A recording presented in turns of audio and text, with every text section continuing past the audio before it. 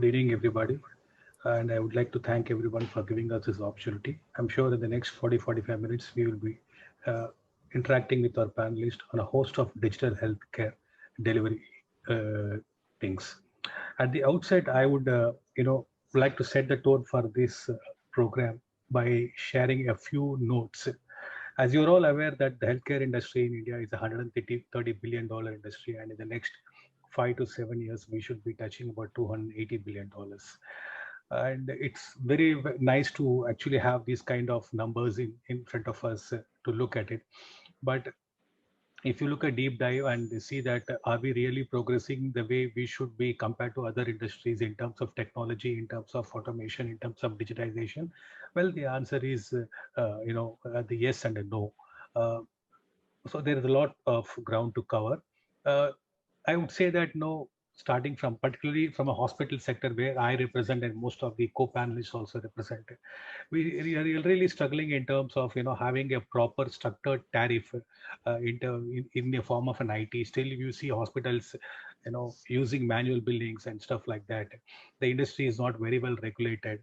We really don't use the technology in our processes and operations to the extent we should be using it, and we are still in a way behind the customer satisfaction score index protocol, which other industries follow as a benchmark. For example, an auto industry or a telecom or an FMCG, they actually go by the brand value, the kind of services they offer, and the ratings, and then the customer goes and purchases a brand. But unfortunately, in healthcare, we have not really risen up to that standards.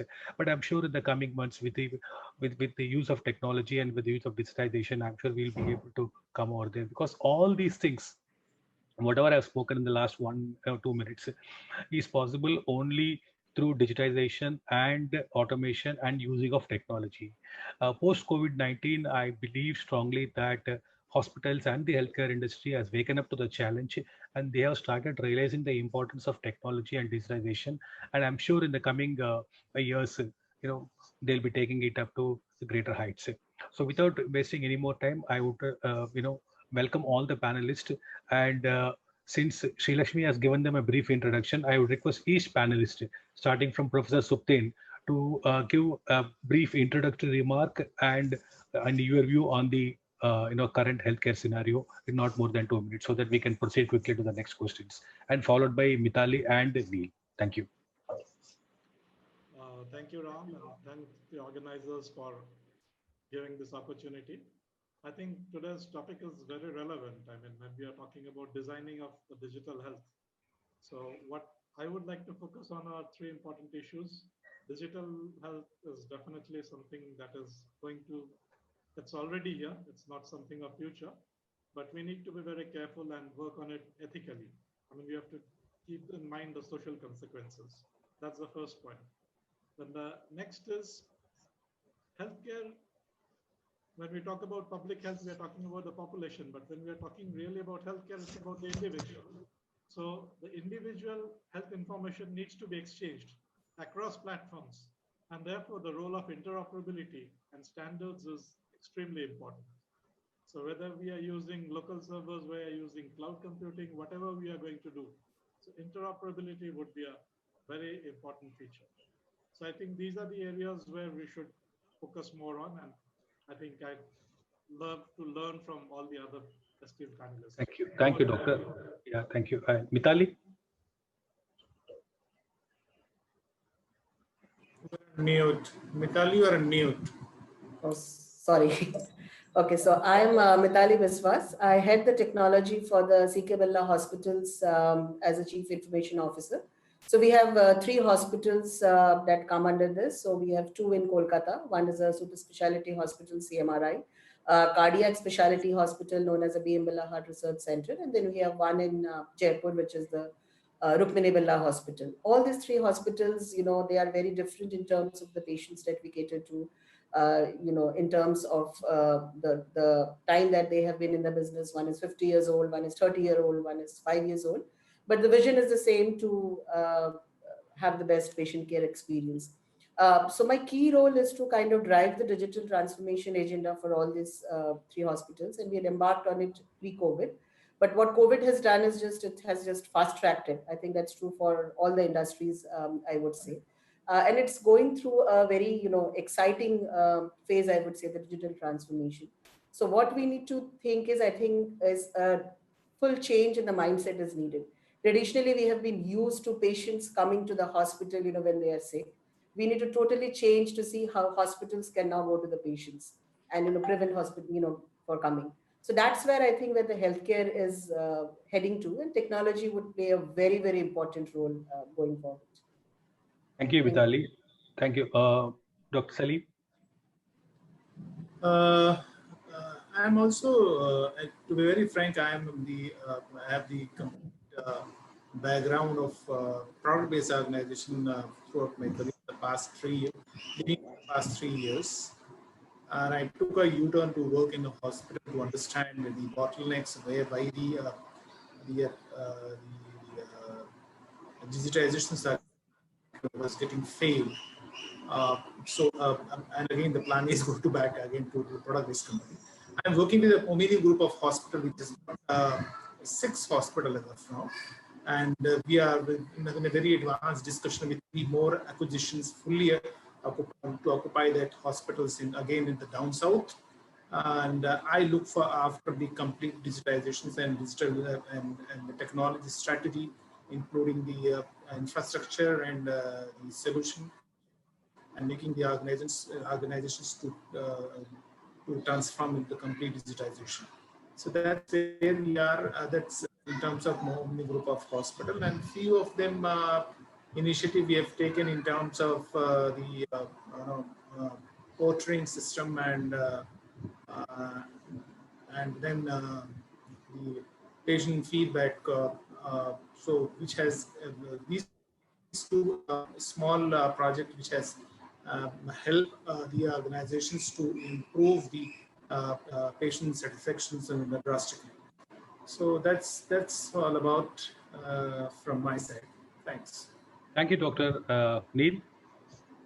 Good afternoon, everyone. It's been an honor this afternoon to be here with all the panelists. So just like my fellow panelists who are actively involved in the day-to-day hospital management and hospital leadership, I come from a different background. So I lead the digital transformation at Adani Healthcare. We are the 2nd largest conglomerate in India. And we have 2 hospitals in Gujarat where we do as a part of like a PPP model with the state and the government. And on the top of it, we look after the employee health and wellness across pan-India as well as globally. So with COVID-19 and post-COVID-19, it's been a fascinating journey on how to make sure that we continue the business as well as provide access to healthcare to our employees, especially in the remote locations where even they don't have, a primary care doctor, or even they can connect with the nurse. So it's been a challenging times, and I look forward to sharing more throughout this panel session. And basically, I love to sip coffee and solve complex healthcare problems. Thank you. Good. Thank you, Neil. And moving on with the questions for the panelists, I would like to start, anybody can respond to this. As you know that we are all talking about digital healthcare delivery in hospitals, being a game changer, which is going to drive healthcare delivery in the next 5 to 10 years. What do you think that you have and are currently doing in your own setup, in your own field to digitize in your own organizations? Or what is the experience? Do you think that this change management has to really happen to execute it and make sure that the digitization process is implemented across the board, and with all the stakeholders buying into it, the doctors, the operation staff, the administration, the frontline workers, everyone absorbing it as it's their own mission, and then drive that agenda towards digital healthcare? So I request Dr. Salim to start his comments. All right. So thanks for giving the opportunity to ask this question. The digitization transformation in the hospital is still a challenge, but this COVID era has made bit of easy in terms of the doctors, clinicians' mindset, and they have got the better confidence and to engaging the patient remotely. And on top of it, patient also have come to know and agreed directly or indirectly that this is the due to again COVID era, that the communicating with the follow-up, first visiting person and the rest of the visit follow-up will be happening remotely. So this era has been changed in terms of adoption, bit better. Means earlier it was tough to go, and no matter how beautiful applications were made, but clinical fraternity was not at all ready to adopt. But on top of it, and they were having a very fancy requirement in terms of, they were saying that if I'm cribbing a prescription in more than a minute, why this technology is taking too much of time? I do not have that much of time. I cannot do that. So now that kind of constraint has been reduced up to some extent. But if you're talking about to transform our hospital and complete digitization in clinical area, non-clinical, definitely it is been adopted and there is no constraint at all. I'm talking about the total clinical area where the doctors are not adopting the clinical end to end. And there is two reasons behind it, that the solution is so cumbersome that they say that it's not ease of use. So if the solution has been made more user-friendly in terms and the solution is being made on a protocol-driven, like an NCCN guideline or American College of Cardiology, Australian College of Cardiology, and then the base of the guideline, the solution is giving inputs to treat the patient in terms of clinical notifications at the point of care. Definitely the clinicians are coming forward to adopt it. And that's what the Absolutely. I have. Absolutely. Okay. Mithali, what's your view on this? Because you are in the center of attraction in terms of CAO position, because you would be leading the challenge, in this. Right. So, when we are looking at the digital transformation, we have broadly categorized into three main buckets, right? So first, of course, is a patient who is at the center of everything. So we have mapped the entire patient journey. Part of it is digitized, of course, part of it not, which is already digitized. We also need to look at, post-COVID. As I was saying, we need to think of what digitization we can bring in so that the patient comes to the hospital less number of times rather than coming every time. So we have to look at that angle. So patient experience is one. Second is, of course, your operational efficiency, which is creating a digitally enabled workforce. And here we have, looked at each function, starting from whether it is patient facing to sales and marketing, HR, finance, all of it. So the core systems are already there. But, because of COVID, there are certain things which we had to build very quickly. So to give you an example, our sales and marketing function in Jaipur, a lot of patients come from the remote areas and they were not able to get in touch with them to get the referrals from the doctors there. So very quickly, we created an app in a month's time, which is helping them to connect with different doctors in the remote areas and get those patients in. Then in terms of training, we are training a percentage of workforce from all functions into analytics, not technologically, but, what is analytics, so that they can come up with some use cases which then helps in the long term. So that's the second part, which is the operational efficiency. And third is, creating a backbone of your infrastructure, security, network, all of that, which can enable these two transformation. So have a very clear cloud migration strategy, what do I take to cloud, what I don't take to cloud. When I bring in a new application, what kind of application is it? Where do I host? How does it talk to the legacy systems? The integrations part of it. My internet bandwidth, as I move to cloud, more and more applications, my internet is going to play a lot, key role. I need to have a good bandwidth for the users to connect to it. And then, of course, the scalability and the security part of it. So all of that, you need to have a very clearly defined design principles and architecture. So as and when you adopt new solutions, you know where they fit in and your infrastructure is able to kind of support it to adopt it very quickly. Okay, thank you. Professor, can you throw some light on this topic?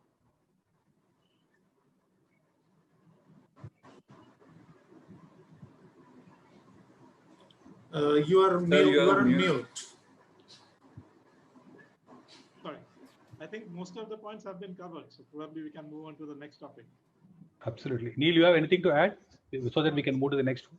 Sure, I'll just make it real quick. So just to piggyback off like Mitali, that integration of like the technology into your day-to-day workplace is very critical, especially when she looks after the patients from the remote locations. We look after the employees from the remote locations as well. And so pre-COVID, we didn't have anything in the form of like technological solution for the healthcare for our employees. It was all paper-based driven. And over the last 4 months, we have, on the verge of like adopting and implementing one of the best telemedicine solution.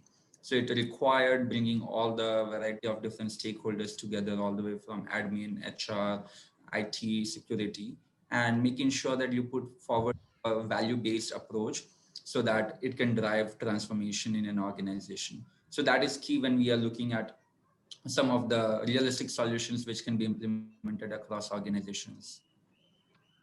Good. All of us are aware, that there is something called as SMART objectives. We regularly use that in people who are in administrative roles will know that much better. We use that in sales, we use it in marketing and HR and annual appraisals. Basically, these objectives are the objectives which we are fixing at the starting of the year and evaluating how the performance as at the end of year.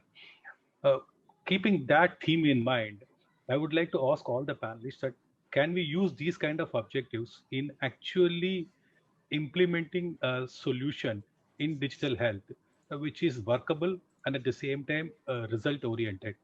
So uh, my question to all of you is that now, is there anything uh, which you can share with us that you have implemented a solution using these themes as an objective, which has really resulted and helped the organization to actually move much ahead than what it was. I'll start off this question with perhaps with Mitali, if she can take that.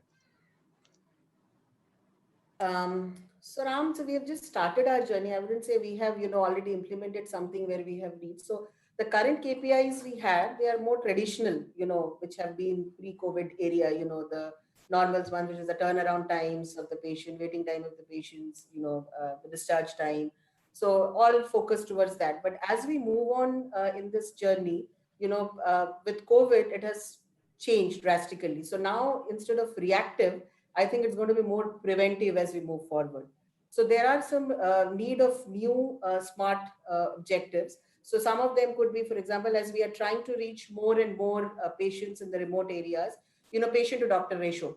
That could be, one of the smart objective going forward. When you bring in your telemedicine, your remote consultation, all of that, that ratio should definitely improve from where it was. And we could already see it improving, in the COVID areas where the consultation over remote, which the doctors were, earlier hesitant to do, that has drastically gone up. Then, with the AI coming in, your number of emergency surgeries should go down, going forward. Because again, as I said, it should be more preventive in nature. So, it's on the well-being of the patient. And then internally, when we talk about, we are looking at something called as digital maturity index of the organization. So we're trying to create a framework for that, though we are not yet there. But I think this is something that would be needed, for the entire industry as we go forward, in terms of where you are in terms of your capabilities and also challenges and shortcomings. So, that is something probably going forward we would like to measure for the entire organization. Professor Supte, you want to throw us? Well, when I hear the word smart in terms of this digital health, I think the real smart thing would be not to rely on digital alone. The new term which is there in the market, I think phygital, physical and digital, or rather a blended one. So digital alone won't suffice. We need to have a face-to-face backup. Face-to-face alone is also not sufficient because we can't really reach as many people as we would like to in a face-to-face mode. So I think blended is really the way to move ahead in a smart world. Digital. Okay. Neil? Yeah, so smart goals are really critical for any big project, so with telemedicine at Adani, it's a project over 1 CR. And so we had to make sure that everything is like time bound, very specific, and we know what we are going to do with that budget, which was approved by the top management. And so rather than focusing on all the locations and all the employees, you have to start where the need is the most, not only in terms of the clinical aspect, but also in terms of the access.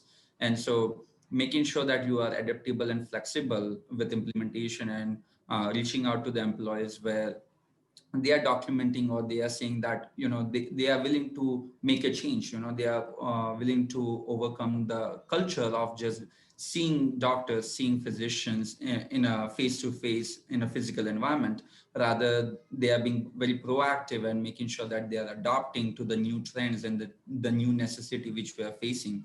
And so by prioritizing that, by prioritizing the group's objective and the group's portfolio analysis is key in terms of implementing SMART goals. One of the key things, what I would say, is what works really good at our organization is like we do masterminds, in a sense that like once a week we have meetings with all the stakeholders involved, and we reach out and we hear the feedback, we hear the challenges, we hear the problem statements, and also we end our meetings with the potential solutions. So that helps us like to stay focused, stay on track, and make sure that we meet our objectives within the given period and within the given budget. So that goes a long way. Dr. Salim? As far as the smart object implementation, that means taking the digitization with implementing the smart objective. It means it is the key factors for the Indian market if I'm talking about. If the solution has not been made for the specific, measurable, achievable, relevant, and time bound, definitely this Indian market will struggle, and still it is struggling. Because Indian market cannot, if we're talking about the enterprise solution, not only a small component called telemedicine. I'm saying the telemedicine is, earlier the telemedicine was there in the place, but it was a nice to have feature. But this COVID era has just said that it's a component of a enterprise solution as a one module, which should be treated as a must have rather than nice to have. So my saying is on this, without implementing the objective of the SMART, if it is not there from the product perspective, who is definitely being the hospital, all the hospitals are not going to develop a solution. Either they are going to buy, or they are going to take the tailor-made solutions and get it customized accordingly based on the workflows which is going to be applicable for the hospital, for our hospital, including the KPIs and KRAs in between. And then if these solutions, if it's not giving the measure, if it is the data which is not measurable, then does not make sense. Achievable, again, it is, if it is not cost effective, Indian marketable, Indian hospital will not be able to come forward to take it, because there is another problem to the budget constraint of the Indian for the IT for the Indian hospital. And then the time bound, again, the Indian market, Indian hospital always look forward the outcome in a quick session. So I think it is if any digitization transformation program is going to be taken ahead in the hospital, this objective is supposed to be put in place from the day one of the project, and then take it ahead. And I hope that it will be helping to the product company and the customer, like healthcare providers, to transform the digitizations with a valuable outcome, as the expected outcome, which could be meeting the finally it will be improving the patient experiences. If the patient experience, improving the patient experience, the improving the out of the box and out of the pocket expenses of each and every patient. So that's the way I correlate it, and that's the way I look at it. Thank you, doctor. And I'm sure all of us, know that, collectively as an industry, there are certain things which needs to be done. Like, for example, the Prime Minister has announced that there will be a healthcare ID for every citizen of this country, and the coverage of insurance will be extended beyond poverty line people towards upper middle class also. I think these are some of the broad initiatives where the government of India is taking for healthcare in India. But from an organization perspective, as an industry, I strongly feel that there are some things we can collectively come and do. So, you know, uh, there are a few points which I have in my mind, which I would like to share it with you. So each one of you can share your experience. Uh, what do you think that, like for example, three things where in the industry should collectively come and do in terms of one, the doctor-patient engagement, two, the better patient experience, which is a result of a better doctor-patient engagement, and the third and the most important thing is that hospitals today are working at a wafer thin margin, or they are bleeding. By actually adding technology and digitization, will hospitals be able to prudently manage the financial viability by actually implementing these solutions? So, if you can give us some sense of how these 3 points are relevant in terms of working, or do you have something else to share that where we can actually transform using technology, which can help the hospitals provide a better doctor-patient engagement and a patient experience? Again, I would start this question with Mithali, because you run 3 hospitals, you are the Chief Information Officer. Maybe you can share your thoughts and ideas with us as Okay, so I think one thing as an industry we need to do is, create these partnerships, because going forward, hospital is going to be a part of an entire ecosystem. So when we talk about the patient experience, it's just not the hospitals. A lot of other players, come into place. The insurance providers, even your government now, with this national health mission being announced, and a lot of other stakeholders. So we need to create, the correct partnerships, be it with the technology firms, be it with the insurance providers, a lot of other academic institutes, clinical research institutes, to be able to deliver cost-effective healthcare services. Then, as we say that data plays a very, very important part going forward. That's a new source of power. The whole guidelines around the data privacy, data ownership, data interoperability, that is still gray. I mean, as an industry, I think we need more clear standards on those to be able to move forward. And then the third I would say is cybersecurity in healthcare. So again, I think we all have security policies, there are compliances, but I think there is a need to relook at them based on where we are heading to, because suddenly the digital transformation has expedited, as I was saying. So things that were 2 years probably down the line in your roadmap, they have suddenly become very urgent to do so. So relook at these policies on cybersecurity, which is a big threat across all industries because of people going remote and depending on technology. And since we are dealing with sensitive data of the patients, this becomes very critical. And as an industry, I think we need clear guidelines and laws around it and how to protect the patient data going forward.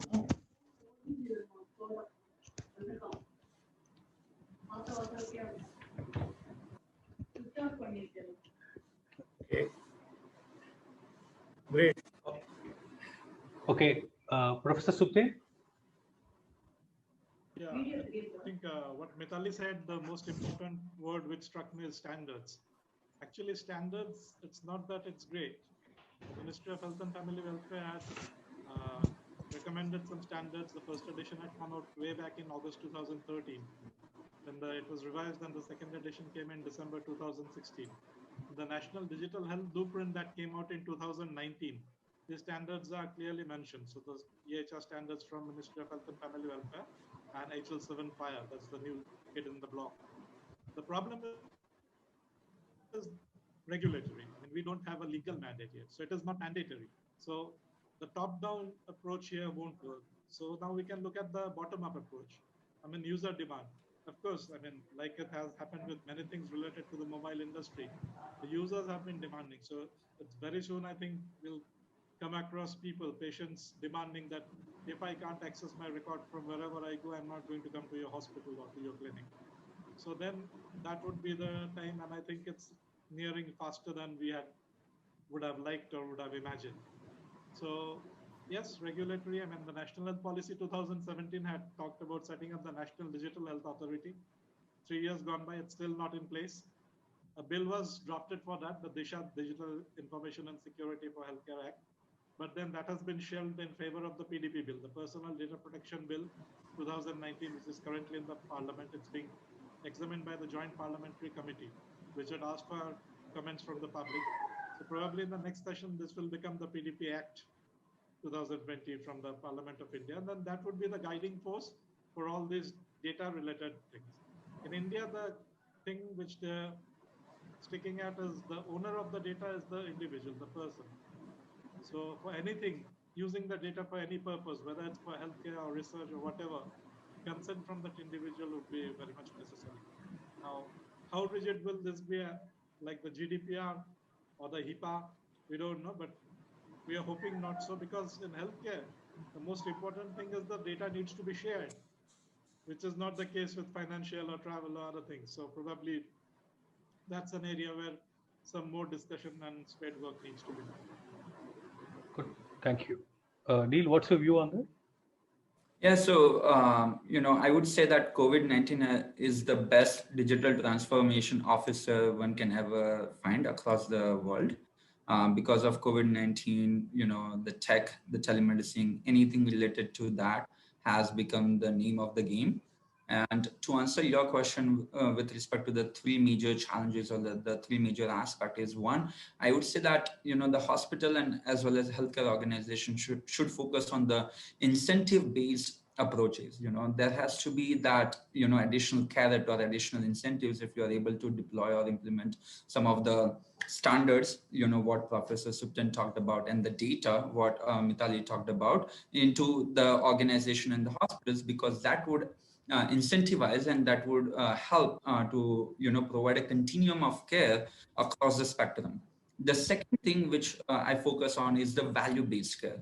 Days are gone that we don't want our patients to be in the hospital or in the ICU beds for days and even if not weeks. We should create an ecosystem where if the patient is staying outside the hospitals are getting paid for that. Because then that way, the hospitals will not have that thin or the wafer margins, which you talked about. And then the third thing is I talked about democratization, globalization, and integration of healthcare. We are not far away from a world where, my EKG will be taken in India, which will be diagnosed and reviewed by a doctor in UK, and I'll be getting the genome sequenced by a company in US, and that entire data will be on the cloud, completely secured, just like our financial transactions. And together, a peer-reviewed based, unbiased, dedicated healthcare will be provided to each and every human population on the planet. Thank you. Dr. Saleem? All right, I'll be very specific. The 3 points: the doctor-patient engagement, patient experience, and the bleeding of the hospitals. So the third one is very, very common nowadays in the industry. So most of the hospital have took the path to take the technology to come out with this challenge, which is very due to COVID, which is very, very common across the industry, which I'm aware of, and they're trying to take the path. But I'll give some bulleted points in terms of whereby all these three points which can be covered if we say that the raise on demand healthcare, why patient wants healthcare on their own schedule if it's address, the importance of big data in healthcare. So largely I'm saying that everybody is talking about, I'm talking at the top level, that the importance of the big data in the healthcare, the treating patient with the virtual reality, it's being addressed, and the growth of the wearable medical devices. Again, it is one of the major component towards these 3 points. Predictive healthcare, which is again is going to enable the cost effectiveness for the hospital and the patient both. The wonder of the artificial intelligence, if it is not being introduced, so then again what we have discussed in the bits and pieces towards that, this is also going to play a major role. And the last one is the blockchain and the promise of the better electronic healthcare. So of these are the few points which I have given. If the industry get addressed, then the patient, doctor and patient engagement will be there. And of course, the patient experience will be improved, and and in terms of the if the patient doctor engagement and patient experience has been improved, of course, this is going to take out from you the bleeding apart from the organization in terms of whether it is the top line of the revenue or it is the bottom line of the revenue. That's where I look at it, and that's where I have implemented and working with the. Thank you, doctor. We have very little time to actually, because we are running short of time. Well, thank you. I have a question. I think that's there. It says, it's from Nitin. It says, healthcare data should be free to share. Then what will be the comment on PHI and PI security of data, which is as part of HIPAA compliance? Mitali, can you take that question? So basically what he's trying to ask is how should healthcare data be free to share with everyone, or is there should be a privacy issue, and how do you actually protect the whole issue? Compliance. So see, it has to be shared, but it is not that it has to be shared with everybody. So the patient decides who he wants to share it. So we need to take the help of technology, and you can assign roles. So you can come up with a solution where you can give permission, and it could be token based, where you share it with a doctor and with the base of an OTP or something like that. So though it has to be shared, but it is not a public sharing with everybody. So with proper security controls and system controls, it can be shared, and it should be in the hands of the patients, is what I feel. So they share it with whoever they need to share and whoever they want to share, of course, with proper security and system controls in place. So also there is also a supplementary question that what is your insights on the government role, what they have to play in healthcare of India? I mean, one thing the government of India says is that all healthcare records should be digitized by 2022. That's about the next 2 years. But what is the role the government has to play in terms of what is the contribution like? Mitali, for you on this question. So again, I think as I was go back to what Neil and Professor Sutain were also saying. So the government plays a big role in terms of trying to get it across all hospitals. As a hospital, my priorities will be very different, but it has to be mandated by the government. So if we are doing something for the entire country, the mandate has to come from the government, and there has to be incentives also to be attached to it. Why would I do it as a hospital? What is it in there for me? Of course, I know it's being done for the patients and for the good of all. But for hospitals to be able to, mandate to do it, that regulatory thing should be coming from government. And also probably, some incentives should be attached to it so that each hospital, takes it as its first priority to do it, what the government is saying. Professor Sutain, do you have a view on this? Yeah, I'll come to you, Dr. Salim. Yeah. So I'll answer the first question first. Actually, for this, how is to be managed actually in the National Digital Health Blueprint? The thing which is called, there would be a consent management engine. So the consent management itself is a very elaborate process, and patient will be in charge of which data is to be seen by which doctor at which time. So a doctor goes to a patient once doesn't mean that all and every data can be accessed by any other doctor anytime. So it's not like that. The second part, which is about what's the government's role, first it's the regulator. Second, it's the healthcare provider in two ways. One is as a constitutional duty, because health, education, these are really what's the government's job is rather than running business. The other is, of course, as a healthcare provider, because if you look at this public healthcare system, and although in the cities, it's the private healthcare, which is the majority, but at remote places, you really have only the government facilities, no private players around other than the quacks. So that's how I look at the role of the government. Dr. Salim. I think everybody has answered the questions, and just a couple of line items I just want to add into it. The government perspective, there should be a mechanism of review mechanism, and if Mitali has said that there should be incentive of a particular reason, a particular period of time, whether it is a government organization or whether it is a private sector, there should be again the penalty clause also. If after 2 years, if you are not going to achieve this much of a standard, you have to pay back to the government, right? So it is the same model what the Obama healthcare was implemented when Obama was there in the US. So it's not only giving to the hospital and the healthcare provider, but there should be some mandate, and on top of it, mandate will work only if there is a penalty clause. So there should not be any bound from the government, and the government should come forward a particular timeline, that after this particular timeline, if it's not being, they have to start paying the penalty. So that's where the adoption, that's where the mandate is going to work. Okay, I think I don't see any more questions coming in from the audience, and I think we are also running out of time very badly. I once again thank all the panelists for this wonderful interaction, and thanks for your valuable time. And it's pleasure for me also to host this meeting and be a moderator to talk to you and share my thoughts and ideas on digital health and the roadmap ahead. Over to you, Sri Lakshmi. Thank you very much.